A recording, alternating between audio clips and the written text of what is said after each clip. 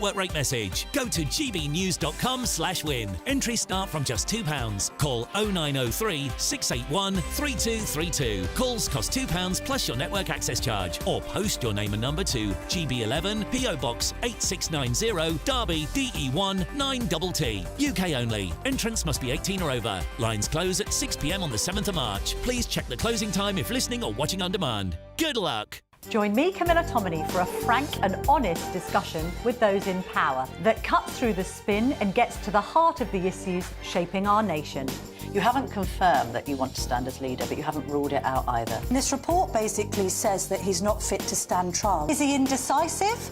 Incompetent? I deliver the dose of reality Westminster needs. That's the Camilla Tominey Show at 9:30 every Sunday on GB News, the People's Channel, Britain's news channel. It's Patrick Christie's Tonight, and here we do things differently. It's explaining the absolute madness of this, doesn't it? It's explosive. I mean, this is very good. It's lively. 850. Your government sat there, Sean, and it did nothing. It's controversial. And the Middle East has been in turmoil since before I was born. It's everything you need to kickstart your evening. Everyone's had their Weetabix tonight. I love to see it. That's Patrick Christie's Tonight, weeknights from 9 p.m. Only on GB News, the People's Channel, Britain's news channel.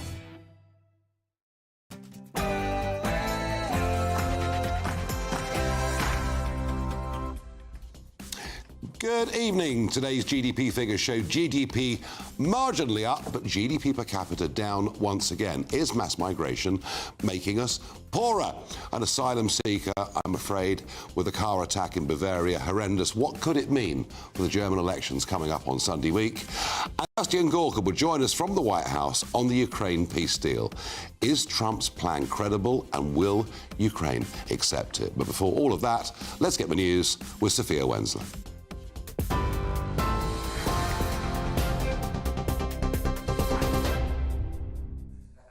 Nigel, thank you. It's just gone 7 o'clock. These are your headlines. Some breaking news coming to us from London. It's being reported that a man holding a burning Quran outside the Turkish embassy has been attacked by a man with a knife. The video posted on X showed a man with a rucksack and his hood up holding a book on fire, standing and holding it up at the barrier to the Turkish embassy. The footage then shows him lying on the road being kicked by another man who then appeared to slash at the man on the floor with a knife. An ambulance and police are said to be on the scene. We will bring you more as we get it. The German Chancellor has called for an Afghan suspect arrested in Munich to be punished and deported. Olaf Scholz made the comments after a car ploughed into a crowd, leaving at least 30 people injured, some critically. Meanwhile, the Alternative für Deutschland party, who are the second place in the polls, also seized on the incident, with co-leader Alice Weidel posting on social media platform X, saying, "Should this go on forever? Migration, turn around now." German police have arrested a 24-year-old asylum seeker who was detained at the scene. Officials say the suspect was known to the police for theft and drug offences. Authorities also say the driver was alone, but eyewitnesses reported 2 men in the Mini Cooper. In other news now, Ukrainian President Volodymyr Zelensky says Kyiv will not accept any peace deal agreed by Russia and the US without its involvement. This comes after the Kremlin confirmed Ukraine will, of course, take part in any peace deal negotiations. It follows Donald Trump claiming he and Vladimir Putin had agreed to start talks on ending the war immediately.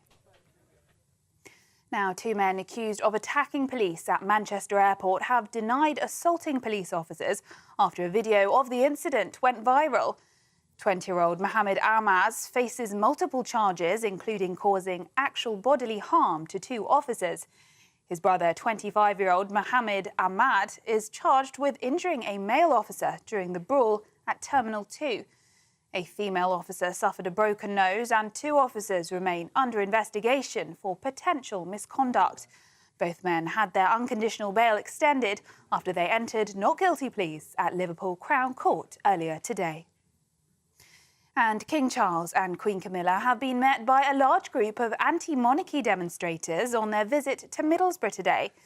The royal couple were greeted by the Republic's large yellow placards reading "Not My King," with protesters chanting the phrase as they arrived. The King and Queen were in the northeast city to learn how the town is supporting its residents across a range of issues, from mental health concerns to knife crime. Those are the latest GB News headlines. Now it's back to Nigel. For the very latest GB News direct to your smartphone, sign up to News Alerts by scanning the QR code or go to gbnews.com/alerts.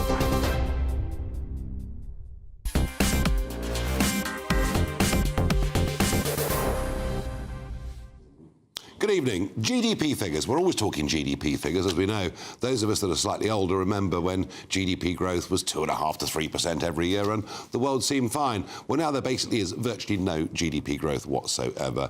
The figures we got out today for the last quarter were utterly miserable, showing growth of 0.1%. But the really interesting thing, and what nobody seems to want to talk about, is what is GDP per capita? What is wealth? How do we measure it by the individual? And once again, it was down. And here's the thing. Since the fourth quarter in 2022, GDP per capita has increased in 2 quarters, but fallen in 6. We are getting poorer. And yet it seems to me the only way we get any GDP growth at all is through mass migration. Why? Because there are more people. So the economy is that little bit bigger, and that's what GDP measures. It measures the size overall of the productive economy. I think it's becoming clearer and clearer that mass migration is making us poorer as a country in every way. Interestingly, since the mass migration experiment began, productivity has fallen as well. And I remember for so many years, people saying, look, Nigel, you may be right. You know, you may have your concerns about population growth, you may have your concerns about cultural integration, but hey, they're all coming into work. It's good for the economy, so why don't you shut up and order another pint? Actually, what we've learned is the vast majority of those that have been coming in the last few years don't work at all. And those that do, if they're in low-skilled jobs, overall, are going to cost the economy in the long run. So, is mass migration making us poorer? Give me your thoughts, Farage, on gbnews.com. I'm joined in the studio by Rob Bates, Research Director for the Centre for Migration Control. I've got Kwasi Kwarteng, former Conservative Member of Parliament and Chancellor of the Exchequer with me, and Laurie Laybourne, Associate Fellow at the Institute for Public Policy Research. Good evening, gentlemen. Rob, am I right? Is mass migration making us poor? I mean, clearly there are other factors with the economy, but it does seem to me, when I read out that number, since the end of 2022, it's coincided with record numbers of net migration into our country. Yeah, and I think we have to look really at the type of migration that we have been seeing, especially in the last 20 or so years, and even in the last 5 years. We've seen a real escalation towards this low-skilled, low-wage immigration. In 2023, 70% of those coming into the country on a skilled worker visa, so not even including dependents and those on student visas, were earning less than was actually needed for them to be making a net fiscal benefit and paying more into the Treasury than they actually take out in terms of amount that's having to be invested to increase the capital stock and maintain the roads and increase the police force and the health service and the schools and things like that. And I think there's a bigger problem here in terms of, you mentioned productivity in this country being absolutely dire. What we are doing effectively, we are allowing businesses to put off making that necessary investment to improve the productivity in their area, to improve the actual output that they're achieving. They're instead managing to plug those gaps in the short term with these people coming from overseas. And effectively with cheap labour. Yeah, that's it, exactly. And I think if you look throughout history, no successful economy has ever been able to adapt to huge changes, whether they be technological or whatnot, if they are staving off that investment by relying on labour that's underpaid. These arguments, Rob, 5 years ago were impossible to make without being screamed at. Is there a change of narrative? Oh, I think definitely. I think in the last 3 years we've had people really starting to wake up. You know, the figures really about the GDP per capita declining almost just confirm what most people are starting to feel anyway, in that, you know, our roads are full, our public services aren't working how we would like them to. Things just don't seem to be quite in concord with how they should be. And I think people now are starting to feel validated. The more we're seeing the data come out, the more we're seeing statistics. And, you know, the GDP per capita one is clearly one, but there are other indicators as well. And I think, you know, people really are now just feeling validated and therefore more confident in the belief that it's not racist or anything such as that to oppose the level of immigration that we've seen. It's just basic common sense. Quasi, obviously, there are other factors here. There are. And I absolutely get that. Sure. But I do think the points about productivity, GDP per capita, coinciding with that period of huge numbers coming Sure, in. so the biggest irony of this, and you and I will remember the Brexit debate. Yeah. And the whole point one of the points about the Brexit debate was that we'd imported large numbers of people from Eastern Europe over 10 years. And that was the point that we were making, was that we don't want a low-skilled, high immigration economy.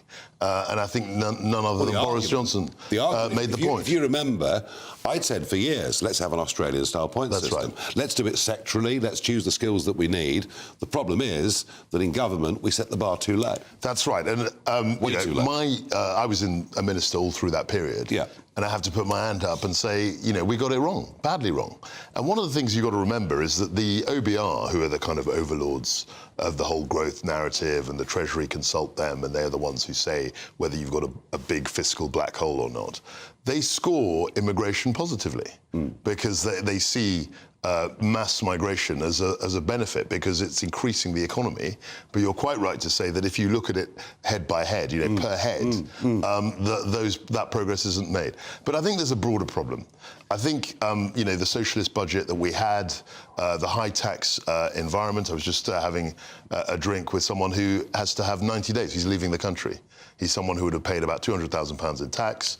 He's an American. There's a lot going on. And he's leaving, and that's just one person. So if you multiply that over thousands, and you multiply that over 5-10 years that they would have stayed, that's a huge amount of money, billions actually, that we're losing, and we're getting people who are coming in who aren't, adding much to the pot, as it were. Laurie, the point I made to Rob, this would have been an impossible debate to have without being screamed down 5 years ago. But there is a problem here, isn't there? GDP per capita falling as consistently as this. Yes. I live outside London. I live in Devon now. Yeah. And I don't see so much of what we've just been talking about here. I see a lot of underinvestment in things that are really important for our local economy. So our roads are terrible, and that is impacting people's ability to move around. There's now all these roadworks. That means that the vehicles can't move around. The public transport is very poor. The reduction in the cost of bus fares was a transformational policy for a lot of people in the local economy here. The investment in education skills is low. It's a place that feels like it has been left behind. We have been told that there are these left behind places in Britain, and they still feel left behind, but they've not got the investment to ensure that their economies can sing, and they can. I don't know where in Devon you live, but certainly I've seen the traffic in South Devon. It's almost unbelievable. Yeah. So Devon, in fact, has suffered in a different way from mass migration, that the population increase in Devon, Cornwall as well, has impacted life. But what about the economics of this? The argument I'm making is that mass migration is making us poorer. I'm going to take my specific experience where I see the economy working in the West Country, and we have a situation where certain jobs are not filled. We have a problem with housing as well. And it's not necessarily mass migration that's leading to those housing costs being so high, particularly for young people. We have a problem with house building in the Southwest. We have the problem with second homes, with Airbnbs. Trendy bits. But let's face it. The mass migration, let's be very frank about this. It's not affecting. It won't affect Devon in the way that it affects London. I've lived in London all my life. Yeah. And you can't move. Yeah. The traffic, certainly post-COVID, has been terrible. Worse than I've ever seen it. If you try and get into a cab or whatever, you might as well just walk, because there's total gridlock. And it's not just about roads, it's about schools, it's about hospitals. Access to GP. All of that. And clearly, one has to be honest about this, the impact of migration on public services. Because, frankly, if they come here and people are poor, they want to use public services. It's very interesting, isn't it? Completely natural. Rob, they're making Kwasi's making your arguments.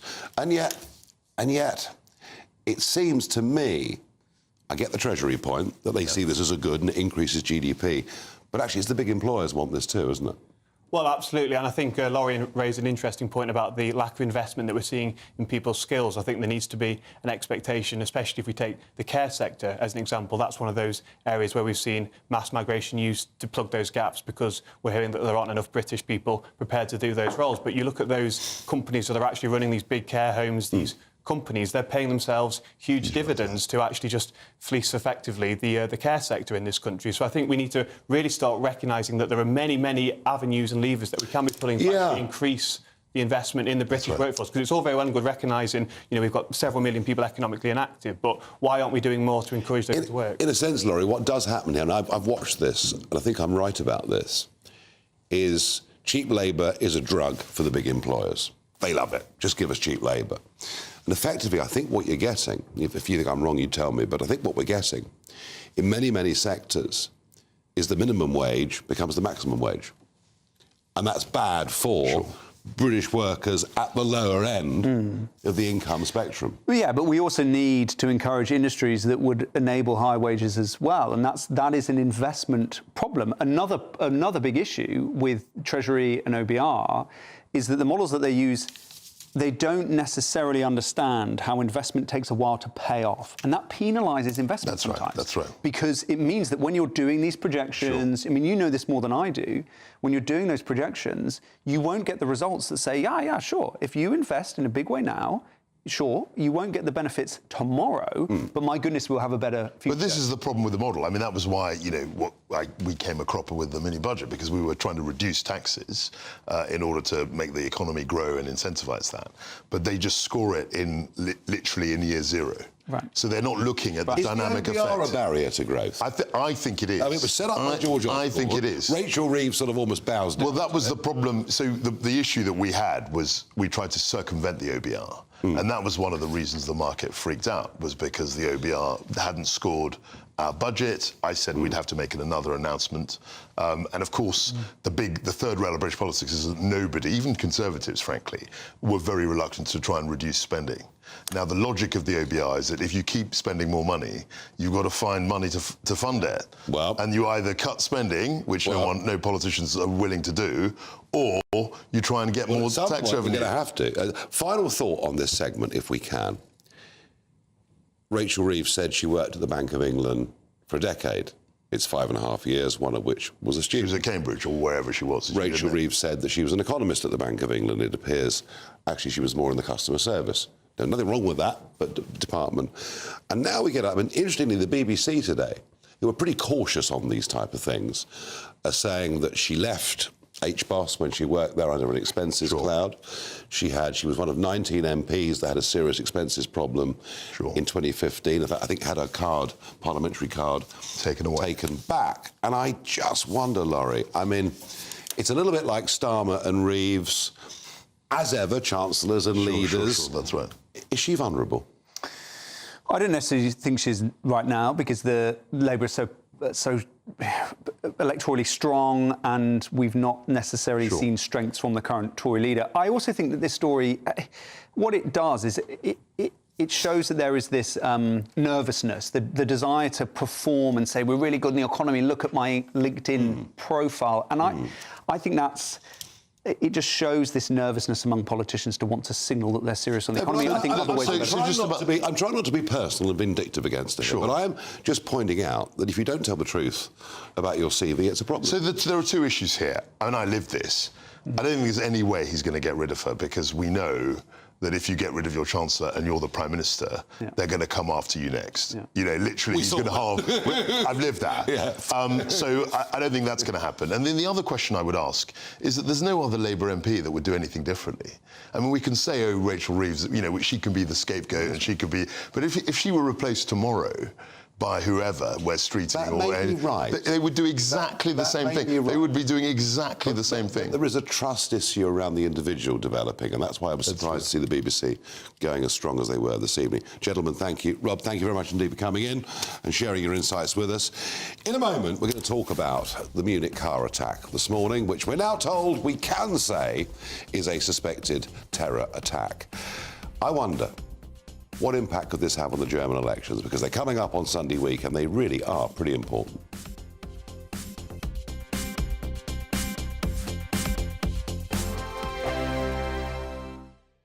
If you want your news to be straight talking... This is a nightmare for the Conservatives again. Down to earth. It's not just Nottingham where this is happening, is it? And most importantly, honest. Hard-working, middle-class taxpayers, they'll get their book thrown at them. Then catch me, Martin Daubney, Monday to Friday, 3 till 6 p.m. on GB News, Britain's news channel. Martin Daubney, weekdays from 3 p.m. First, mate, we had lockdowns. Then we had soaring energy costs. Then we had a hike in national insurance for employers. Then we had soaring wage costs. And now the government expects people like you to monitor what people say in boozers. And if you don't, you might get sued. I bet you feel like saying cheers to them, don't you?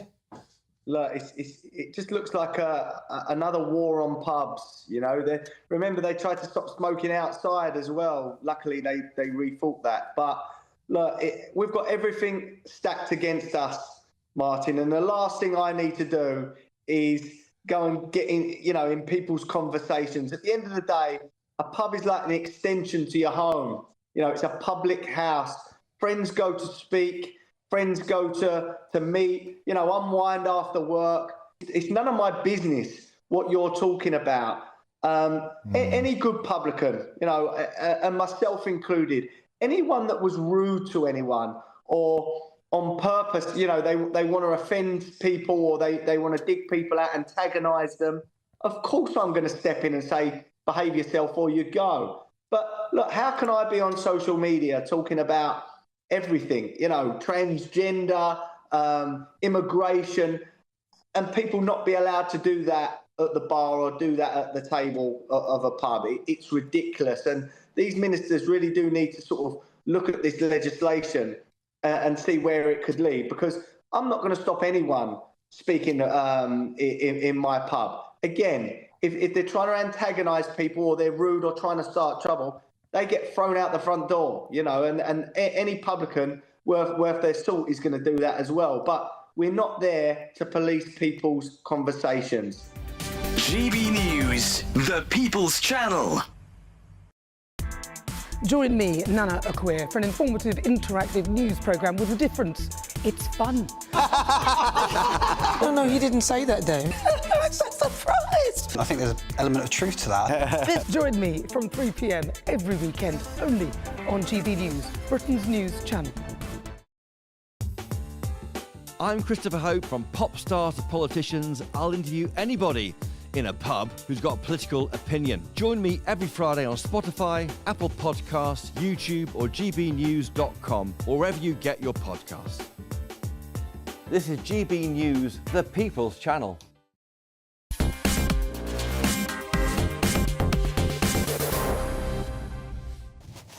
Some of your thoughts from home on this question I was asking, whether mass migration is making us poorer.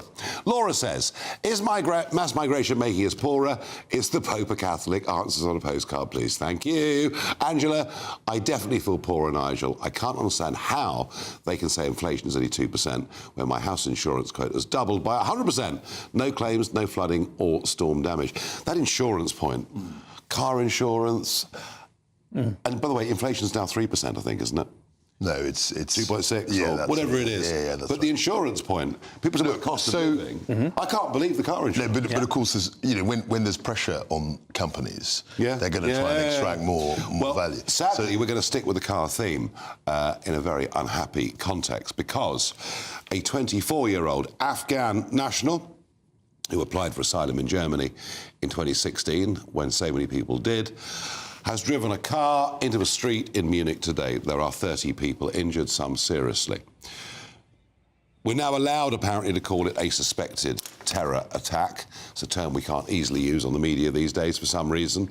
But I wonder what it all means, given that on Sunday week we have a set of elections in Germany, and Germany as a country actually in some trouble. I'm joined down the line by Rob Hyde, freelance journalist, based in Germany, frequent writer for British newspapers. I do wonder, Rob, whether this isn't just one too many of these type of attacks. I think it is.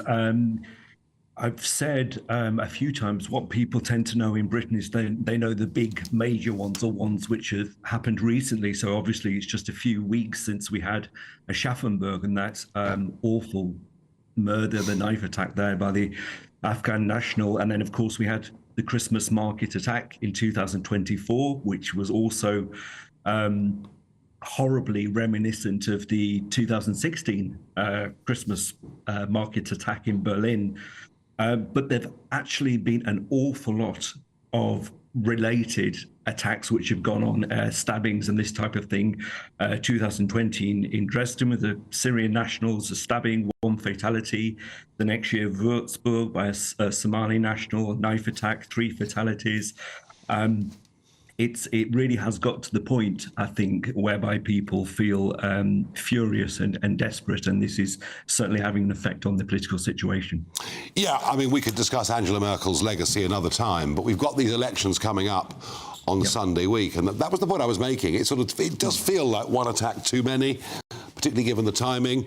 I mean, AfD are likely to be the beneficiary of this or not? I do think it's going to make people demand more hardline approaches.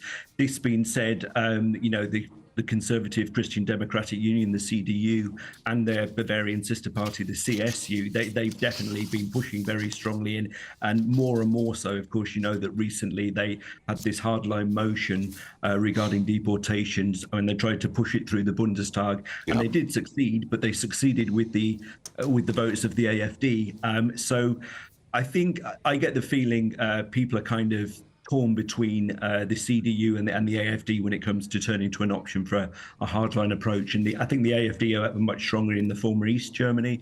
Yes. And yeah. Yeah, many thanks indeed, Rob, for joining us this evening.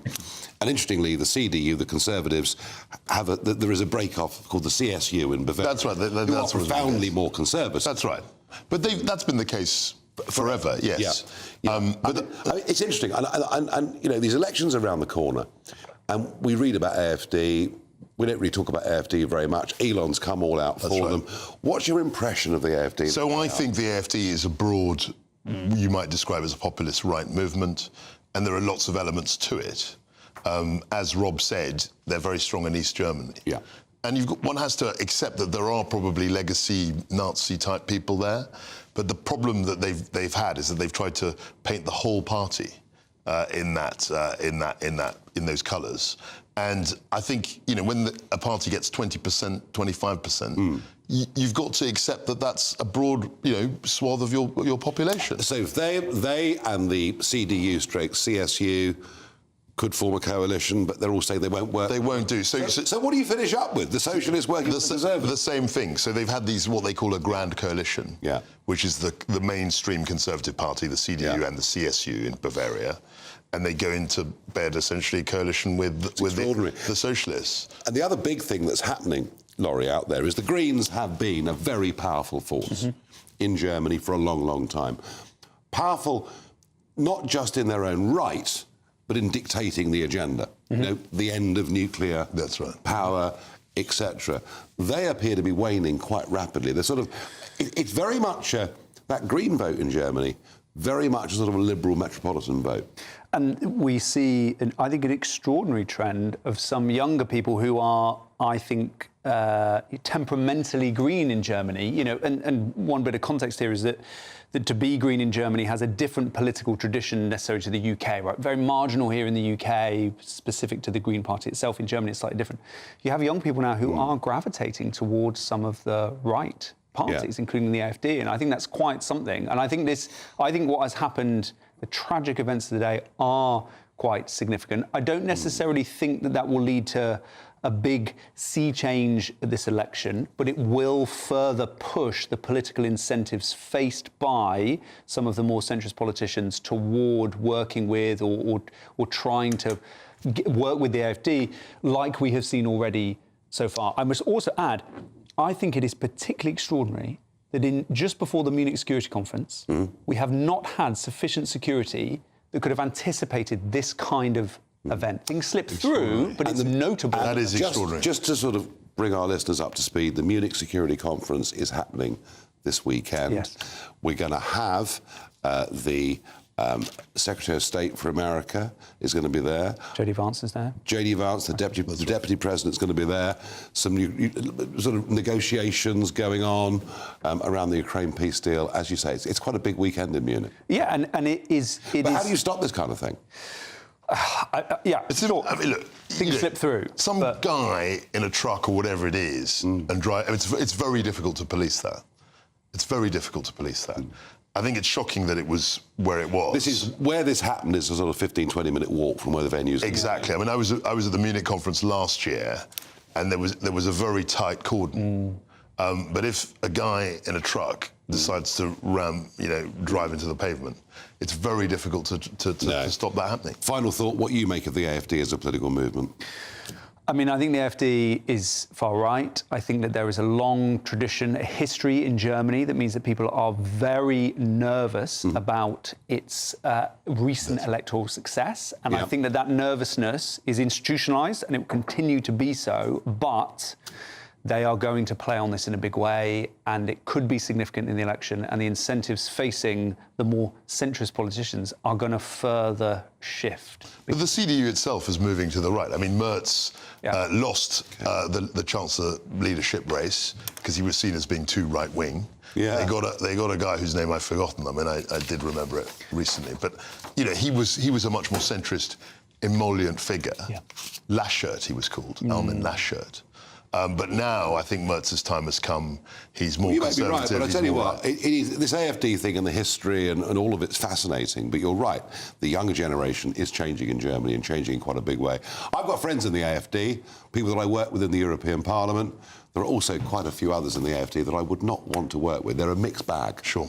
Is my that makes sense. There are people there, people that I sat in the European Parliament with that are perfectly reasonable in their views, very Eurosceptic. But they certainly in the East there is that. But I'm afraid that neo-Nazi. Yeah, and that we cannot legitimise that side of that party because there are other. Well, partly that, yes, 100%, but also partly because there is a spectrum of people within that party. Your most extreme member. Which is why I've been very careful not to say I'm endorsing the AfD. Yes. But I understand why people might vote for them, and I suspect more. But the difficulty with all of that is that if they are perpetually in opposition, their support will just grow and grow. Yeah. Yeah, and there's a wedge, and I think that's what's particularly distressing in Germany at the moment, is that this wedge is being pushed further in, and there has to be a discussion now in Germany to try and deal with it. It's going to be very interesting. In a moment, let's talk about Trump's Ukraine peace deal. Is it credible?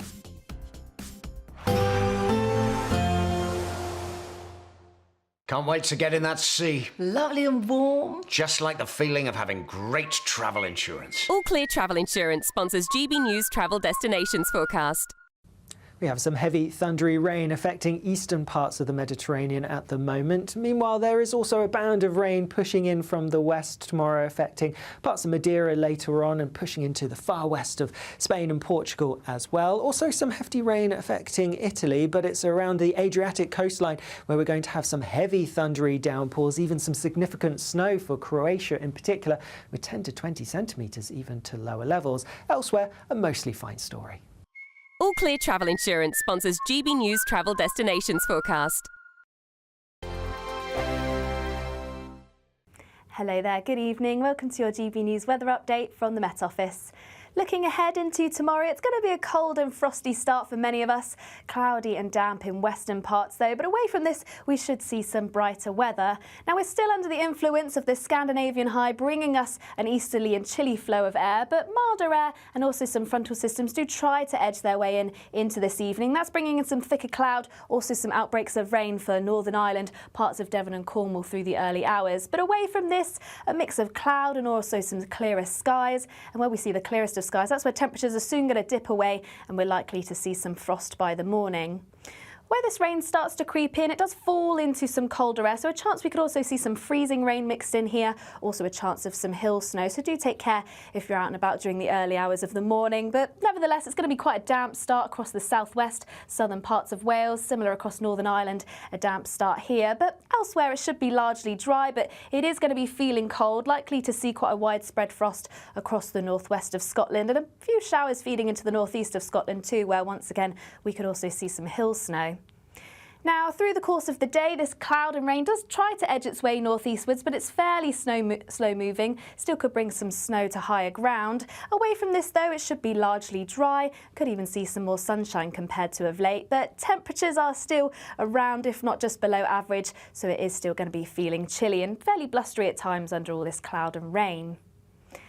And as we head into tomorrow, fairly similar picture. Less sunshine around though, still plenty of cloud. Also some outbreaks of rain and drizzle, mainly confined to central and southern parts. But even across the northeastern parts of England and Scotland, we could see some drizzle here and once again some snow across high ground. And over the weekend into next week, still plenty of cloud around, and it's also still going to be feeling fairly chilly. That's it from me. Bye-bye.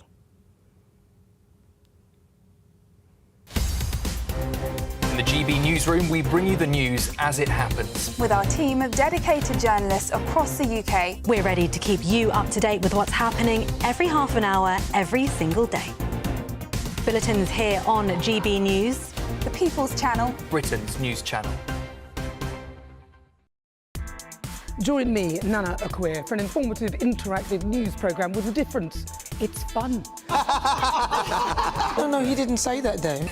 I'm so surprised. I think there's an element of truth to that. Join me from 3 p.m. every weekend, only on GB News, Britain's news channel. Headliners on GB News 11 p.m. every night. It's got 3 top comedians going through the next day's newspapers so you don't have to read them, which is great. That's a good point. He's lying. Maybe he's not lying. That's Headliners every night from 11 p.m. and 5 a.m. as well on GB News, Britain's news channel.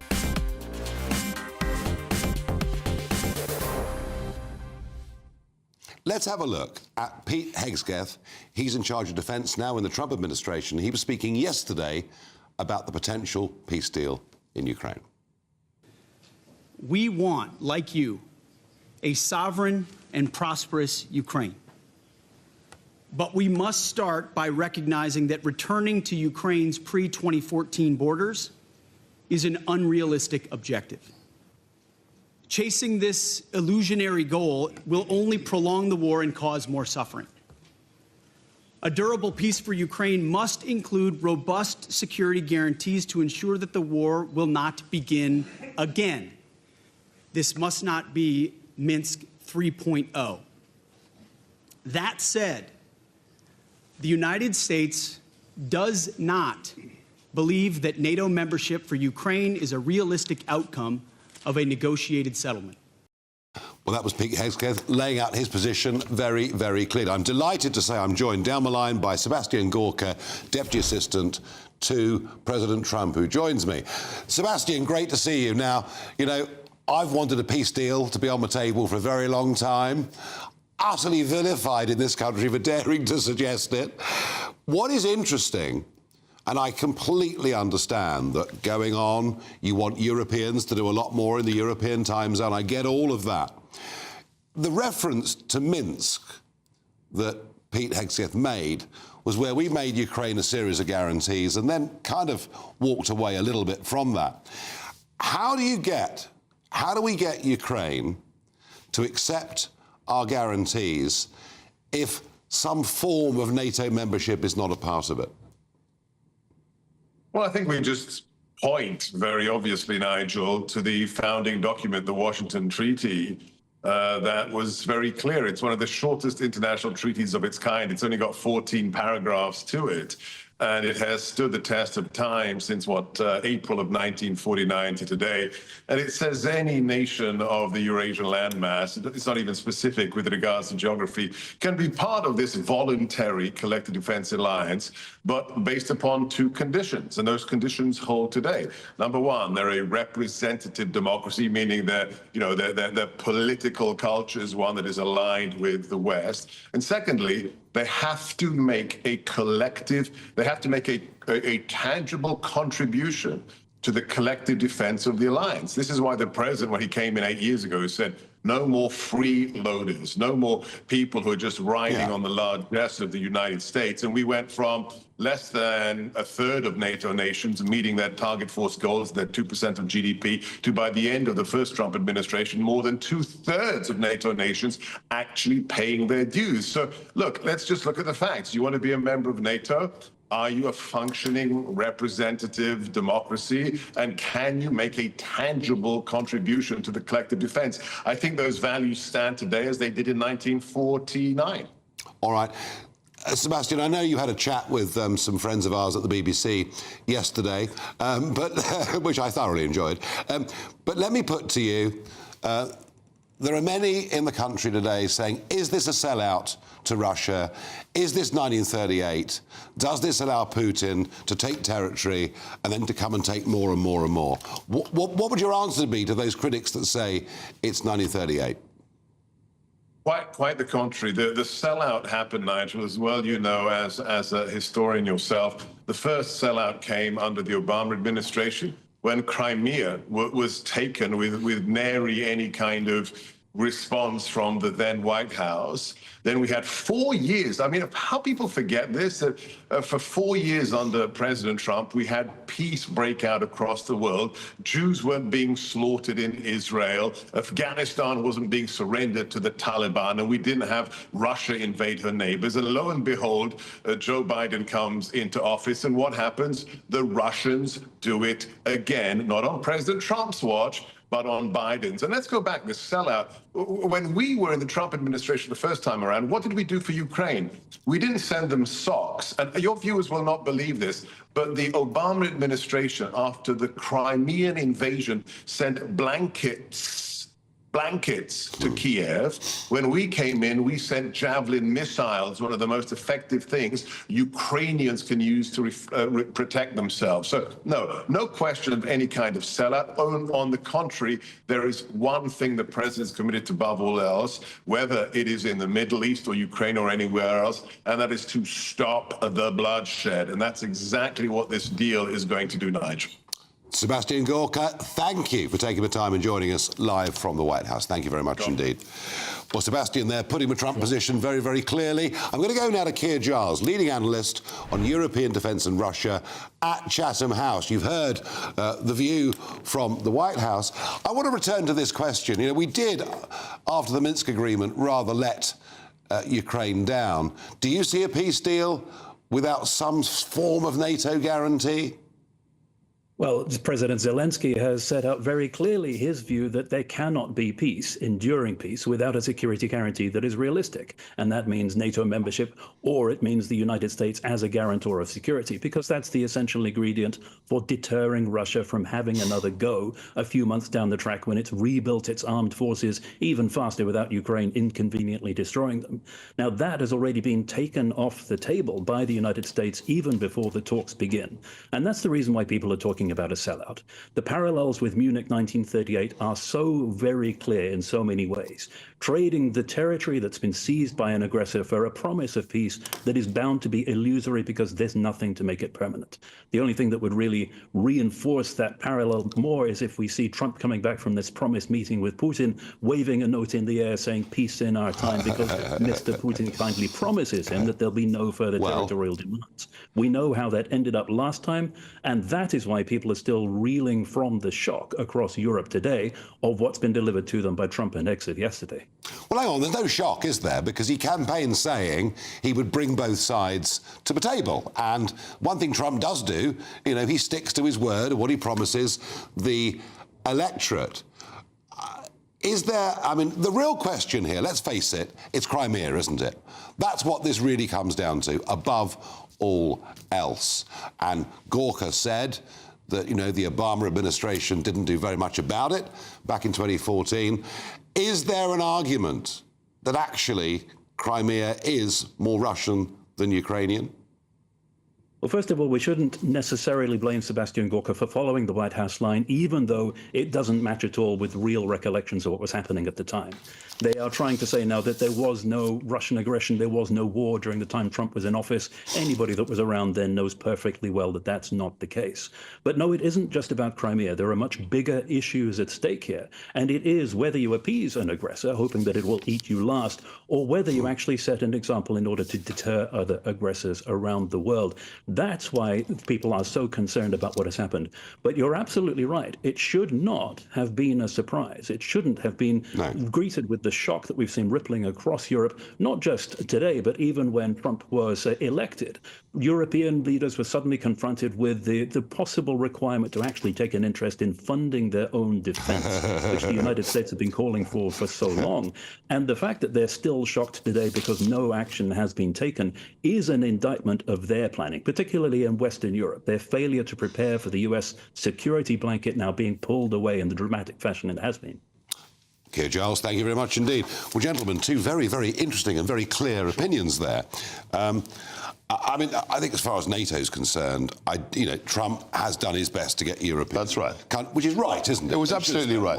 I mean, if you're a member of a club and you're not paying your dues, I mean, it's perfectly acceptable for people to come after you and say, stump up. Yeah. Pay, what you should. And I think he did a good job with that, frankly. What do you think about the shape of this? I mean, is it a good thing that talks are going to happen? No, you said an interesting thing. You said you've got to bring both sides, but that's not what he's doing. He's just talking to one of the sides. Well, no. And that's... Well, hang on. He does say that he spoke to Zelensky, and it won't be the Russians at the Munich conference, it'll be the Ukrainians. But after the fact of having that conversation with Putin, I mean, I think it's quite symbolic here that he apparently chatted to Putin and then rang up Zelensky almost to just tell him the situation. And I think the point that Keir was making there about security guarantees, that's really important here. The fact that certain narratives are being put on the table, no to NATO, no to this, no. That's just not good deal-making. But Neil, sorry, I just feel that the broader point about Munich is kind of right. Because what Putin did was he invaded a sovereign nation, and then now he's coming to the talks. Yeah. And there's no suggestion that he's going to withdraw. That if he gets a bit, he gets Crimea or That's whatever, right. that he then comes for more. Yeah, I think so. I mean, that's exactly that's where the 1938 analogy That's why, holds. I've been completely opposed to NATO and EU expansion to the east. I've always thought it was provocative on Russia. I've had that position for donkey's years. I predicted this war back in 2014. But I just can't see Ukraine accepting anything unless it's a very, very strong guarantee. No, sure. But to say now that there aren't going to be these things on the table that you would just normally have on the table in a diplomatic negotiation around ending a conflict. That was what I think is said, yeah. And I don't think that's right. I think it's very dangerous. And I think it's more than just a 1938 analogy with Russia and Putin specifically. This is legitimising aggression as a genuine tool. But that was the point. That's the whole point of the 1938 analogy, because he invaded beyond just Hitler. But is there any realistic way militarily Ukraine's going to get back Crimea? Well, I don't think that's... I mean... No, but... And so isn't the fact that negotiations are at least happening in some form a good thing? Sure, but to have certain negotiations that don't have proper leverage to try and delegitimise aggression on the international stage is the important issue here. We're going to find out more, but we'll take a break first, and we'll come back and talk about why don't we tax heavily renewable energy.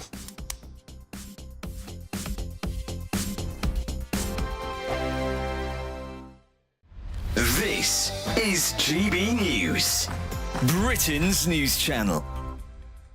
As we kick off 2025, many of us might be thinking about a bit of a wardrobe refresh, especially if you're over 50 and you feel like the high street doesn't quite cater to you. Indeed. That's where our next guest, Mel Tillett, comes in. She's in the studio with us now. Mel, thank you for joining us. Thank you for having me. That you are this accidental influencer. I love that you said that's the first time. Yeah, it is. That's the first time I've heard it. You can have that for free on thank GB. you so much. It's quite true. Tell us about your following. Obviously, an influencer that many people might typically think of would be someone in their teens, someone in their 20s, someone who's particularly social media savvy, using TikTok. Talk to us about your brand of influencer. Well, our influencer, my kind of influence is over the older age group, the over 50s. For my business, I do a lot of live videos. I'll do them early in the morning at 7:30, which sounds ridiculous, but I know my ladies are up and about at that time having a cup of coffee or whatever that might be. And just being honest about day-to-day life. So my dogs are running about, my grandchildren are even sometimes in them, one thing and another. So it's just been purely by accident that I've got this really nice, loyal following, and I get lovely messages off ladies. I'll do things like, I'll tell them when I'm going for a mammogram, and I'll say, come on, everybody go for your mammogram. That's brilliant. All sort of health-conscious things. I've been a lot heavier than I am now, and I've slimmed down and lost some weight. I've been talking about that journey as well. And then ladies will ask me questions on the videos, and we chat about all sorts of different things. And now I'm getting messages every day, and people are loving the clothing ranges that we do. And it's just, I started off As a business, that's purely what I did, but it's turned out into this other...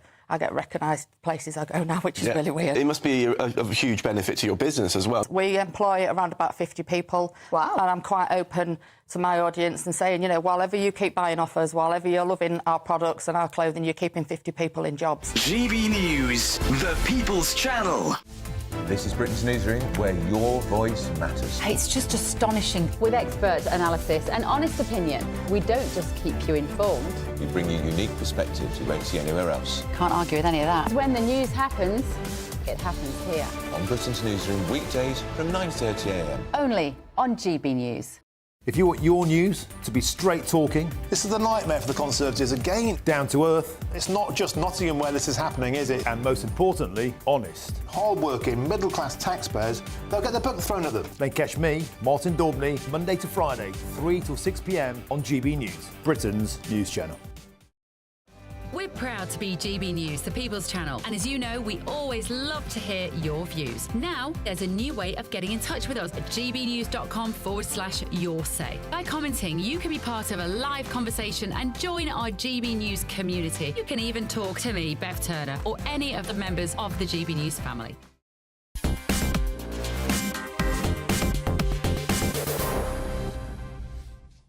A subject around which I have self-interest, but unashamedly, I'm going to show you a clip of what the Deputy Leader of Reform, Richard Tice, said yesterday would be our policy on the giant renewable companies who are doing wind and solar. We will impose a windfall tax on the wind, as well as on the solar.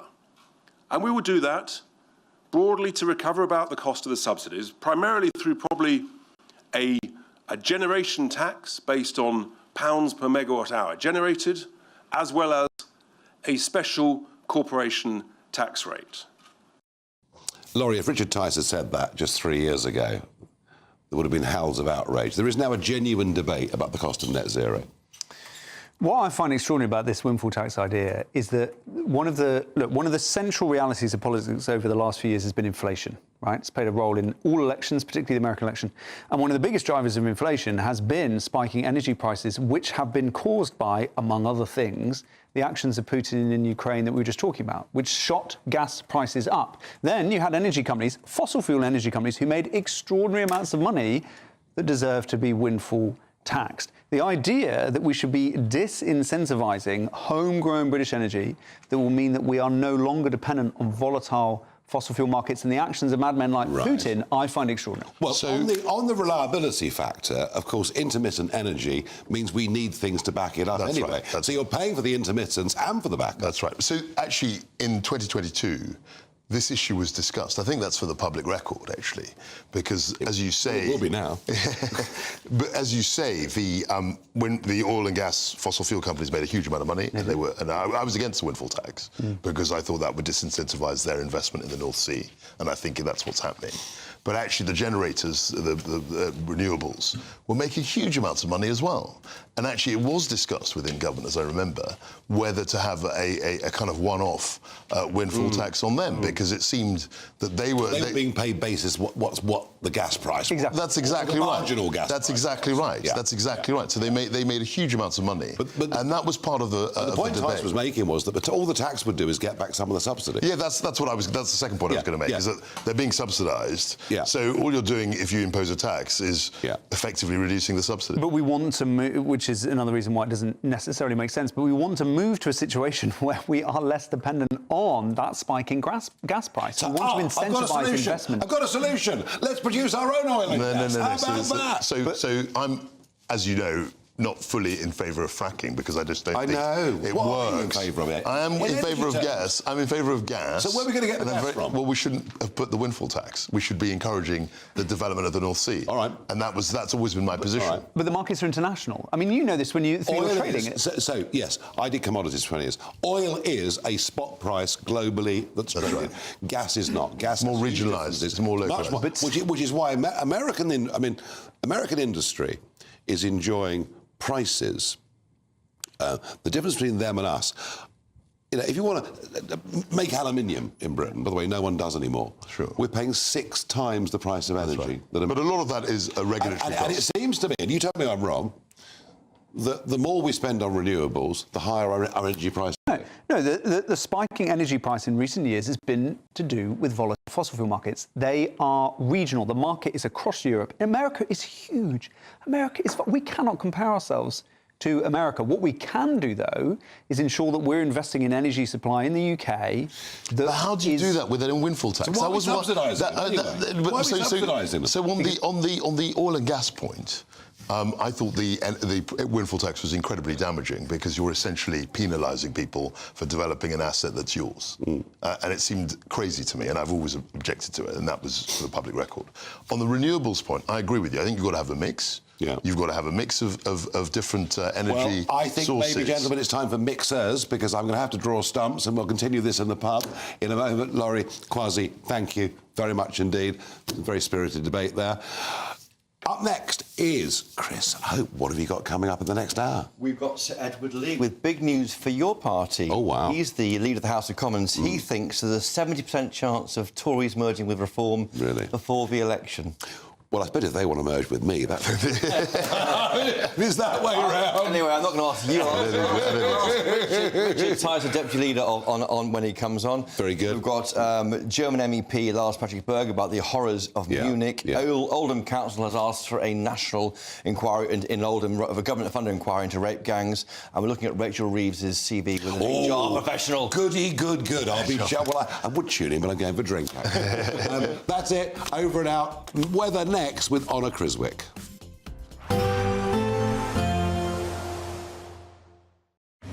Even though we'll see a cloudy start, it'll be a bright outlook for the rest of the day. Boxed Solar, sponsors of weather on GB News. Hello there, good evening. Welcome to your GB News weather update from the Met Office. Looking ahead into tomorrow, it's going to be a cold and frosty start for many of us. Cloudy and damp in western parts though, but away from this we should see some brighter weather. Now we're still under the influence of the Scandinavian high, bringing us an easterly and chilly flow of air, but milder air and also some frontal systems do try to edge their way into this evening. That's bringing in some thicker cloud, also some outbreaks of rain for Northern Ireland, parts of Devon and Cornwall through the early hours. But away from this, a mix of cloud and also some clearer skies, and where we see the clearest of skies, that's where temperatures are soon going to dip away and we're likely to see some frost by the morning. Where this rain starts to creep in, it does fall into some colder air, so a chance we could also see some freezing rain mixed in here, also a chance of some hill snow, so do take care if you're out and about during the early hours of the morning. But nevertheless, it's going to be quite a damp start across the southwest, southern parts of Wales, similar across Northern Ireland, a damp start here. But elsewhere it should be largely dry, but it is going to be feeling cold, likely to see quite a widespread frost across the northwest of Scotland, and a few showers feeding into the northeast of Scotland too, where once again we could also see some hill snow. Now, through the course of the day, this cloud and rain does try to edge its way northeastwards, but it's fairly slow moving. Still could bring some snow to higher ground. Away from this, though, it should be largely dry. Could even see some more sunshine compared to of late, but temperatures are still around, if not just below average, so it is still going to be feeling chilly and fairly blustery at times under all this cloud and rain. And as we head into tomorrow, fairly similar picture. Less sunshine around though, still plenty of cloud. Also some outbreaks of rain and drizzle, mainly confined to central and southern parts. But even across the northeastern parts of England and Scotland, we could see some drizzle here and once again some snow across high ground. And over the weekend into next week, still plenty of cloud around, and it's also still going to be feeling fairly chilly. That's it from me. Bye-bye. We'll see a cold snap, which will quickly develop into a warm front. Boxed Boiler Repairs, sponsors of weather on GB News. We're doubling your chances to win in our latest Great British giveaway, with 2 fabulous prize bundles up for grabs. There's 2 lots of a totally tax-free £10,000 in cash. You'll also receive a brand new iPhone 16, along with £500 in shopping vouchers to spend at your favourite store.